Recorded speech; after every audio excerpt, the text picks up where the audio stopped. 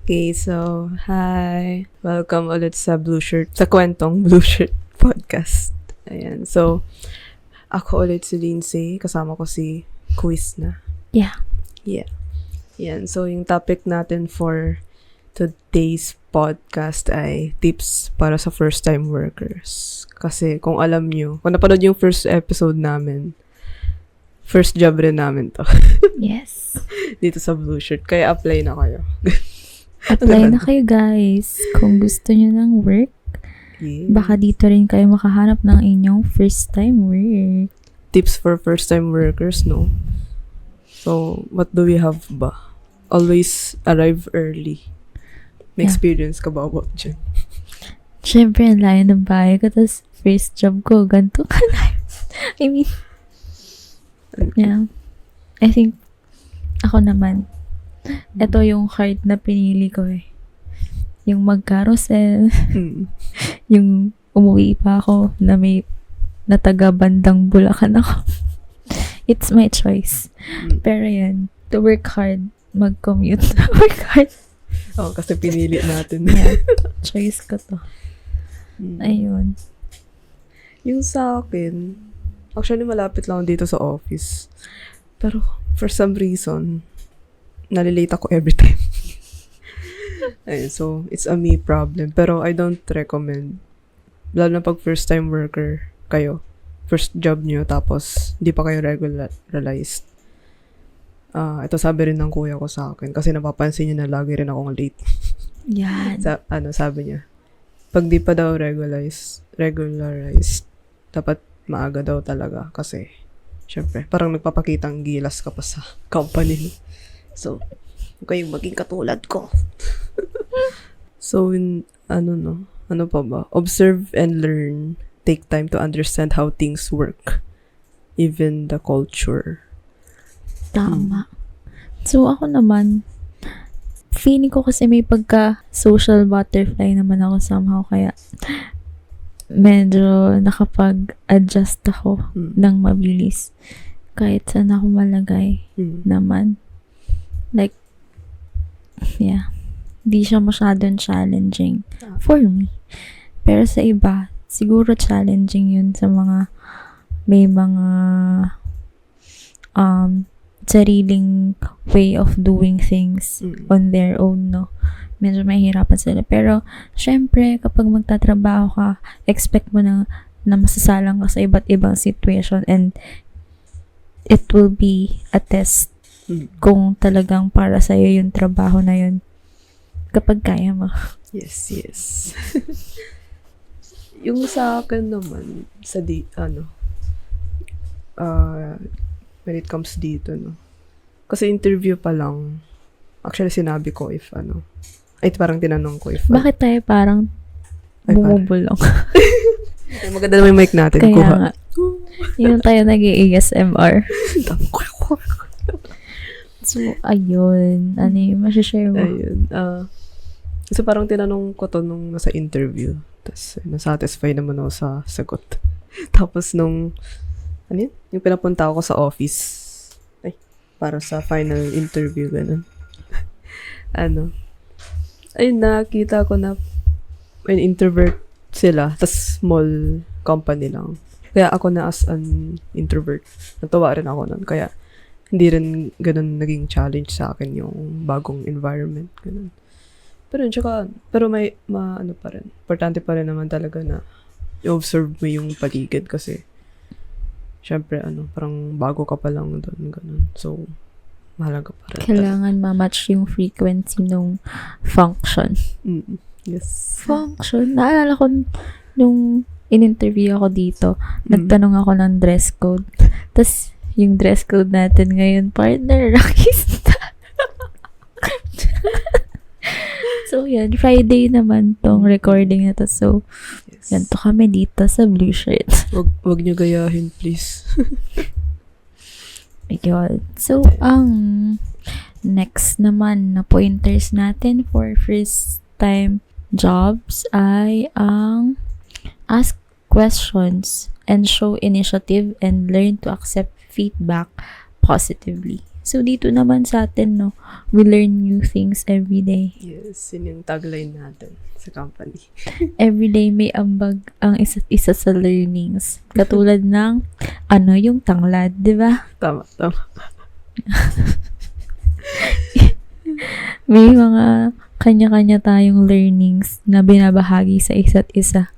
Yes. Which is, I appreciate naman kasi interesting naman na yung mga nababahagi. Actually, may recent din akong ganitong experience. Learn to accept. Kasi, nasa meeting ako, tapos, hindi ko alam mag-add ng numbers sa Google Sheet. Kasi nga, I hate numbers. Tapos, as in, hinaharangan na ng utak ko mag-aral ng anything related sa numbers. Tapos, nung natuto ko, napaisip talaga ako. We learn new things every day talaga. Unexpectedly. Pero ayaw ko pa rin sa numbers. So, wag niyo ako ipag-Google Sheet, please. Pero hindi kailangan sa work. So, wala akong gagawa. Kailangan talaga mag-numbers. Oo. Kaya yun, pero yun, parang natuto rin ako na parang kailangan talaga maging adaptableism. Kailangan talaga na open ka sa mga bagong learnings. Lalo na if first time worker ka. Dapat open ka sa wisdom. Yun. Yes, and accept it positively. Expect challenges. Medyo magkadugtong sila, no? Kasi challenging yun, di ba? Like, kapag may difficult task, like, binibridge nung learnings na meron yung mga workmates natin or mga people from work, yung challenges na yun, like, somehow napo-problem solve ng mga people from work yung mga challenges. Pero, kailangan natin ng accountability as first-time workers dun sa mga challenges na meron tayo or mga trabaho na expected na tayo yung maging accountable.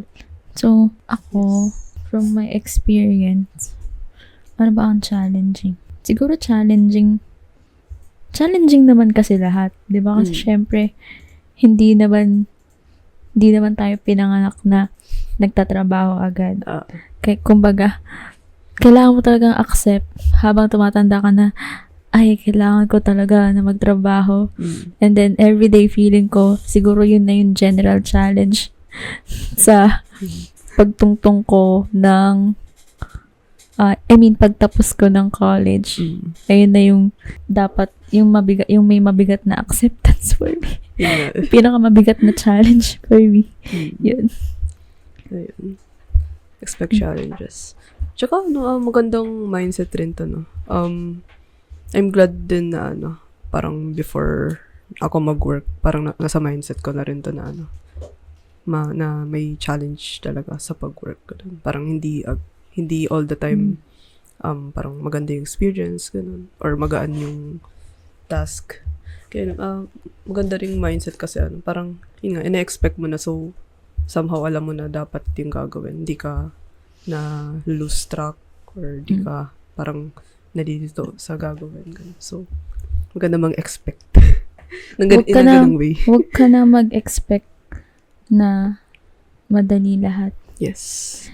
Kasi, kung gusto mo ng madali lahat, siguro, huwag na lang magtrabaho. Huwag ka na lang trabaho kung gusto mo madali lahat. Higa ka lang sa bahay. Pero yun. Tapos sigaw ka na. Wala naman tayo na earn nang hindi naghihirap. Tama. So, ayun lang ang masasabi ko. Yung next natin is maging consistent and own your job. Syempre, in-earn mo yan from paghahanap ng trabaho until makapasok ka sa interview, maselect ka as a candidate na qualified for interview. Syempre, kapag natanggap ka, kailangan mo i-own yan. Kailangan mong maging your best self na member ng organization or yung job na kung saan ka belong. Yes. Be consistent. Own your job. Ano masasabi dun? Kaya ba natin maging consistent? Pero, like, normal naman din na may times talaga na nakakapagod, no? Na medyo feeling nyo, ay, burnout ako for some time. Acceptable naman yun. Pero, yung performance natin, dapat kaya nating i-manage. Like, somehow bumawi on other days na we feel better. Yes. So, yun, kahit mahirap na maging consistent, dapat somehow alam natin, like, bumalik contract. Yeah, and I feel like acceptable din naman yung pag-show up every day sa work. Like, kasi low effort is better than no effort. Wow. Yes. May pa-quote. Yun lang. So, yun, tsaka masasabi ko rin dito, to help din na maging consistent is, parang nabasa ko lang na quote somewhere na, working to live naman, not living to work. So, basta, parang kayo na bahala to interpret kung ano ang quote na yon. Yes. Pero for Lindsay, it's very reflective of her values as a consistent worker. Hindi consistent. Mukha lang. Joke. So ayun po, when it comes to showing up to work, it's your own job, and very proud kaming mga ka-blue shirt sa mga job seekers at mga meron ng mga trabaho na nagtatrive na mabuhay sa gantong wages. Yes. We're very proud. Parang tayo na lang nagsusuportahan dito sa gantong wage. So, ayun. Speaking of jobs, meron kaming mga isa-share na job openings para sa inyo. So, para naman po sa mga taga-Alabang, meron po tayong safety officer opening dyan sa Alabang, Muntinlupa. Admin engineer naman din po para sa Makati City. F&B staff para sa Baguio. And kitchen staff din po sa Baguio. Billing staff naman po sa Clark, Pampanga. Accounts payable staff po sa Pampanga and as well as accounting sa Pampanga. Full-time barista sa Makati. Assistant cook at general cook sa Alaminos, Laguna. Wow. Ayan. So, marami tayong job openings no partner. So, sa mga, kung kahit pang ilang trabaho mo na yan, una or huli na kasi magiging milyonaryo tayo. Claim natin. Yun ang goal. Yan. Kailangan natin na yan. Yes. Mayroon tayong mga ways para mapadali ang ating job hunting. Siyempre. Kaya nga po tayo nandito sa Blue Shirt kasi yun na yung way. Just use our app. Yan.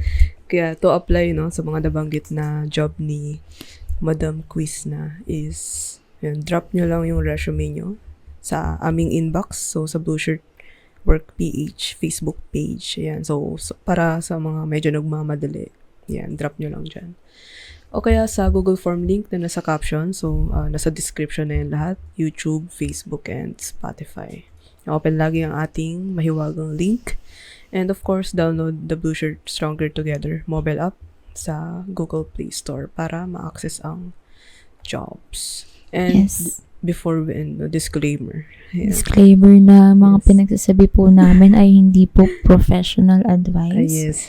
Take it with a grain of salt. And kung nagre-resonate kayo sa mga sinabi namin, we're very open and very happy that narating namin kayo, nabigyan namin kayo ng message. Kung naging life-changing to, comment potato emojis sa comment section. Comment rock emojis. Rock. Ano yung favorite rock song niyo? Yeah. Comment your favorite band. Yan, tama. Iko-cover namin. Next episode. Yes. So, yun.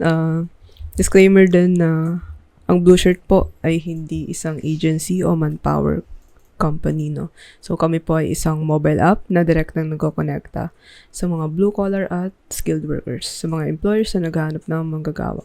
Kami po ay tulay lamang nila at wala sa amin ang desisyon kung matatanggap ang isang tao sa trabaho. Kaya, Please, huwag niyo na po kami kulitin kung ano pong status ng trabaho niyo, ng application. Pero yun, again, yun na po ang masasabi namin for today's video. Ba't ba ako gumaganyan? Hindi ko alam. Pero yun. Abangan ang aming next episode sa kwentong podcast. Kwentong Blue Shirt Podcast? Yeah, makikita nyo. Nalito na ako. Makikita nyo ako doon ulit. Yes. Mag-iiba na itsura ko. Mama magic siya. Transition. Kunwari may transition. Maiiba ang host, pero ako pa rin ang nandito. Same damit, same Faces. Same face. same ugali. Yeah. Hindi, sa isa, baka hindi na ako rakista. Sure. Thank you for listening. Bye-bye.